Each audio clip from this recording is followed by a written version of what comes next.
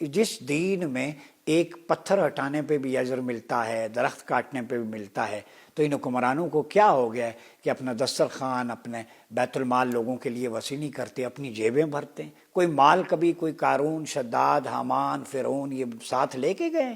سارے سکندر اعظم سمیت سب خالیات گئے۔ کفن کی کوئی جیب نہیں ہوتی، ایک انسلی چادر ہوتی، 2 گز زمین ہوتی ہے، اس میں آپ کو اے سی، وہ ٹھاٹھ باٹھ، وہ سارا، وہ کچھ بھی نہیں ہوگا۔ قبر میں کوئی برانڈڈ سوٹ نہیں ہوگا۔